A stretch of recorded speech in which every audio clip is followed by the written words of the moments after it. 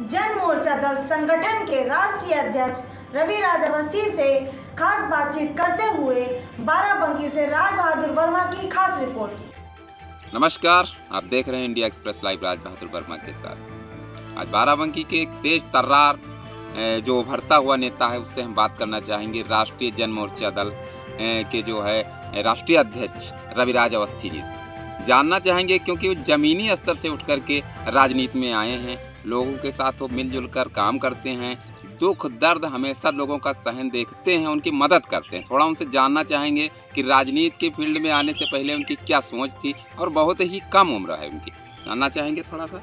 नमस्कार, India express live channel पर आपका स्वागत। क्या नमस्कार राज बहादुर जी, सबसे पहले मैं सभी दर्शकों को बहुत बहुत धन्यवाद देना चाहता हूँ। आपका बहुत बहुत धन्यवाद देना चाहता हूँ जो मुझ जैसे जमीनी स्तर से जो उठ रहे हैं लोगों को, उनको उठाने में और उभारने में आप अपनी पूरी मेहनत और प्रयास कर रहे हैं। ये तो आपका बड़प्पन है, ठीक है। अरे नहीं, लेकिन हम आपसे जानना चाहेंगे, अभी क्षेत्र में बहुत काफी चर्चाएं हैं, जैसा गरीब असहाय बच्चों को आप जो है उनकी शिक्षा के लिए, पूरी पढ़ाई के लिए कापी किताबें और फीस भी उपलब्ध करवाते हैं करके आप इतने बड़ी कामयाबी पर राष्ट्रीय अध्यक्ष भी हो गए अपने पार्टी से, तो क्या कहना चाहेंगे इस राजनीति के लिए? मैं बहुत बहुत धन्यवाद देना चाहता हूँ। मैं राष्ट्रीय अध्यक्ष क्या, मैं तो एक कार्यकर्ता हूँ, ठीक है। मैं तो एक संगठन का सिपाही हूँ। जो संगठन वाले आदेश करते हैं मैं उसी हिसाब से वार करता रहता हूँ। जो संगठन वाले बताते हैं मेरा मार्गदर्शन करते हैं, मैं उसी पे काम। काफी चर्चाएं हैं कि आप जो है गरीब लड़कियों की शादी करवाना, गरीब लड़कियों या लड़कों को पढ़ाई पढ़वाना, ये सब चीजें चर्चाएं में हैं। जब मैं कक्षा 6 पढ़ के और मैं कक्षा 10 पास किया था, तो कक्षा 10 पास करके 2014 में मेरा कक्षा 10 था। मैंने बोर्ड एग्जाम देने के जस्ट बाद 1 अप्रैल को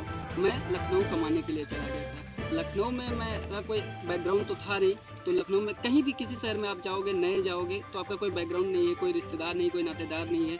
अपने तरफ से तो मैंने लेबरी से स्टार्ट किया था। आप बीवीडी पे साई कॉम्प्लेक्स, साई बाजार देख रहे हैं, उसमें हमने 180 रुपये की दिहाड़ी की है। राज बहादुर जी 180 रुपये की दिहाड़ी करता था और फुटपाथ पे मैं सोता था। मेरे बहुत दुख भरे दिन थे। हालांकि घर में इतनी मजबूरी नहीं थी कि मुझे भेजा जाए, लेकिन मैं अपने पैरों पे खड़ा होना चाहता था।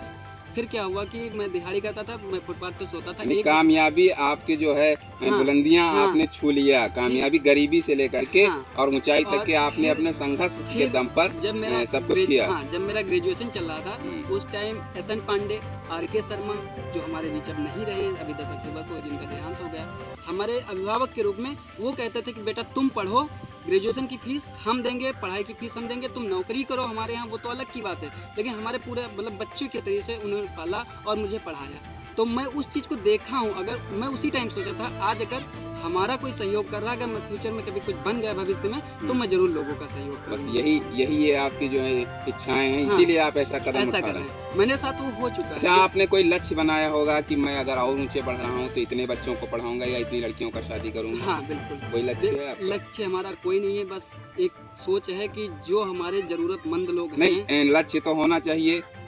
फतेह वही कर पाता है जो लक्ष्य रखता है अपना। जी, मुझे उस मुकाम तक पहुंचना है कि जहां तक लोग देखें, जहां तक मैं ज़्यादा से ज़्यादा सेवा कर सकूं, मुझे उस मुकाम तक पहुंचना है। मेरा कोई लक्ष्य नहीं। हाँ, एक लक्ष्य है कि अपने जो सामर्थ्य है उसी में रह के काम करना।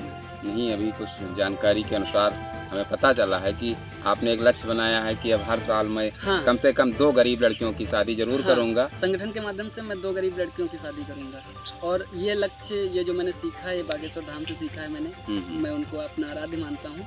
तो जैसे उन्होंने धीरे धीरे करके बढ़ाया, ऐसे अगर आपकी पहला जो हमारा सालगिरह बना संगठन का, तो वैसे निपट गया, ठीक है। अब दूसरी सालगिरह जो हम संगठन की मनाएंगे, उसमें 2 गरीब कन्याओं की शादी करवाएंगे। लोग चाहेंगे तो जनता चाहेगी, हमारे क्षेत्र की जनता अगर आशीर्वाद देगी, तो मैं जरूर इस क्षेत्र की आवाज़ को, दिल्ली और लखनऊ की संसद और विधानसभा में इस जनता की आवाज़ को उठाऊंगा।